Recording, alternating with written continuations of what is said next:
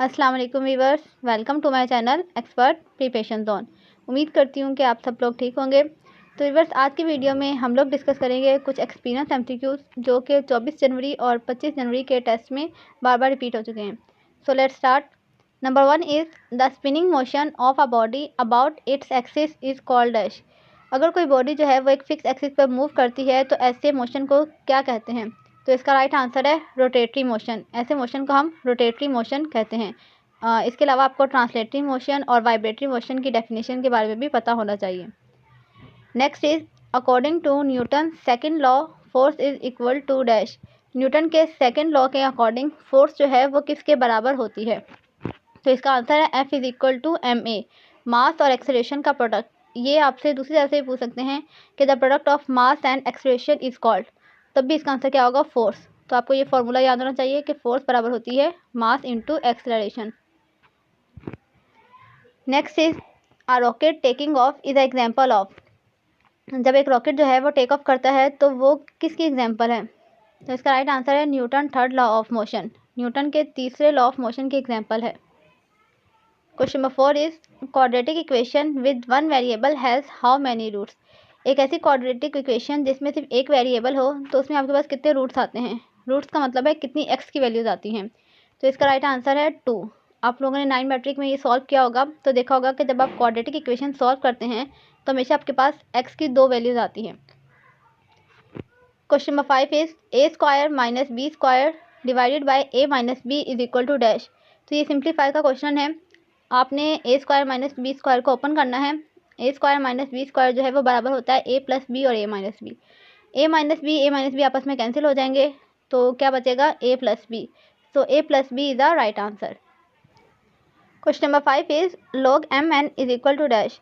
तो यहाँ मैंने लिख दिया है कि n जो है वो एक्सपोनेंशियल फॉर्म में है, यानी m के ऊपर जो छोटा सा n है ना, ये लिखा नहीं गया तो m के ऊपर छोटा सा n है, ये किसके इक्वल होता है? तो log के फॉर्मूले के अकॉर्डिंग जो पावर होती है या एक्सपोनेंट होता है उस पर log अप्लाई नहीं होता, वो log से पहले आ जाता है। तो इसका राइट आंसर क्या आ जाएगा? n log m। Next is log M n. अब यहाँ पर m और n जो है वो आपस में मल्टीप्लाई हो रहे हैं। तो ये फार्मूला जो है वो आपको पता है कि log में जब दो चीज़ें मल्टीप्लाई हो रही होती हैं तो वो प्लस में चेंज हो जाती है। तो इसका राइट आंसर है log m plus log n। Question number 7 is solve this under root 48। आपके पास एक वैल्यू गिवन है अंडर रूट 48 और आपने इसे सॉल्व करना है। तो आप 48 का एलसीएम लेंगे क्योंकि 48 एक ऐसा नंबर है जिसका कोई भी रूट नहीं होता। तो इसके जब एलसीएम लेंगे तो आपके पास 3 नंबर आ जाएंगे, 4 4 3, यानी 4 4 द 16, देन 16 3 द 48। तो 4 जो है वो पेयर फॉर्म में है तो ये रूट से बाहर आ जाएगा और 3 जो है वो रूट के अंदर ही रहेगा। तो इसका राइट आंसर हो जाएगा 4 under root 3। Question number 8 is antonym of near. Near का एंटोनियम क्या है, यानी कि अपोजिट वर्ड। तो इसका राइट आंसर क्या हो जाएगा? Far. Question number 9 is antonym of ugly. Ugly का एंटोनियम क्या होता है? ब्यूटीफुल या फिर लवली। जो भी ऑप्शन आपको गिवन हो आपने उनमें से चूज़ करना है। तो अगली का जो अपोजिट वर्ड है या अपोजिट मीनिंग है वो होता है ब्यूटीफुल और lovely. Question number 10 is which energy is stored in dam. Dam में कौन सी एनर्जी स्टोर की जाती है? So the right answer is potential energy. Dam में हमेशा जो है वो पोटेंशियल एनर्जी स्टोर की जाती है। इसका जो आंसर है मोस्टली आपके पास P.E करके भी लिखा आ सकता है। Question number 11 is how to write a union b. A union b को किस तरीके से लिखा जाता है? तो नीचे बहुत सारे ऑप्शन गिवन होंगे जिसमें a intersection b, A minus b और ए यूनियन बी लिखा होगा। तो ये बहुत ही इजी सवाल है, सबको ही पता होगा कि ए यूनियन बी हम किस तरीके से लिखते हैं, a union and then b. Question number 12 is how to write subtraction of complement of a from union. अगर आपके पास कोई यूनियन सेट है और उसमें से आपने ए कॉम्प्लीमेंट को माइनस करना है तो उसे हम किस तरीके से लिखते हैं? ये भी बहुत इजी है। आप सबसे पहले यूनियन लिखते हैं, देन माइनस का साइन और ए के ऊपर ये छोटी सी बार होती है जिसे हम क्या पढ़ते हैं? Complement. Question number 13 is antonym of expensive. Expensive का एंटोनियम क्या है? तो इसका राइट आंसर है चीप। एक्सपेंसिव का मतलब होता है महंगा और चीप का मतलब क्या होता है? सस्ता। So the antonym of expensive is cheap.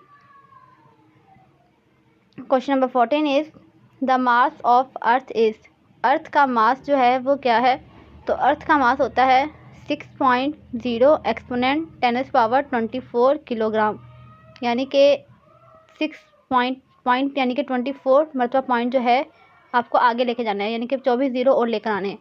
तो ये जो है वो कांस्टेंट है, इसकी वैल्यू आपको याद करनी होगी। Question number 15 is find the solution set of the given equation. आपके पास एक इक्वेशन है 3 - 4x = 7 और आपने इसका सॉल्यूशन सेट मालूम करना है।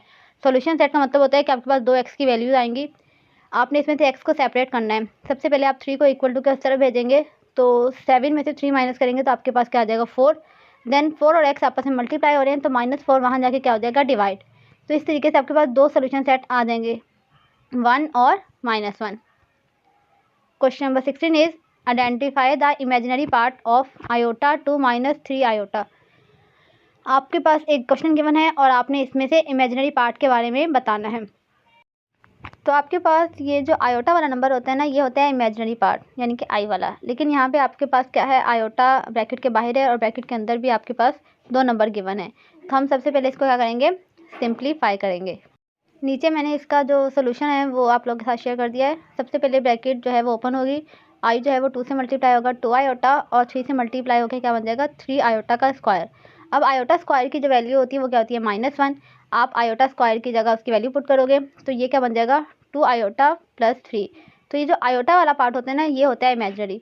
अब आपको नज़र आ रहा है कि 2 के साथ आयोटा लगा हुआ है, तो इसका इमेजिनरी पार्ट कौन सा नंबर होगा 2। So 2 is the right answer. Question number 18 is if the velocity of a body increase 4 times then its kinetic energy will be. अगर किसी बॉडी की वेलोसिटी 4 गुना बढ़ा दी जाए तो उसकी काइनेटिक एनर्जी क्या होगी। तो इसका आंसर है डबल, काइनेटिक एनर्जी डबल हो जाएगी। Next is the particle of which state do not move. हमारे पास 3 स्टेट्स होती हैं, मोस्टली तो 4 होती हैं, लेकिन ऑप्शन में 3 ही गिवन थी, सॉलिड, लिक्विड और गैस। इनमें से कौन सी स्टेट हैं जिसके पार्टिकल जो है वो फ्रीली मूव नहीं कर सकते।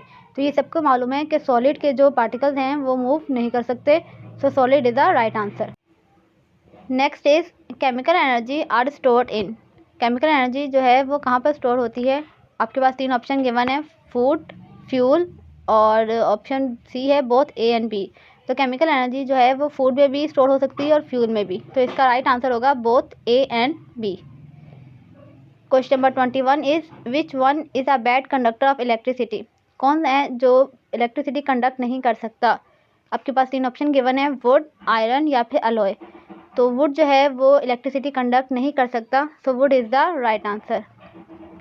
Question number 22 is choose the correct spelling. आपने करेक्ट स्पेल जो है वो चूज़ करने हैं।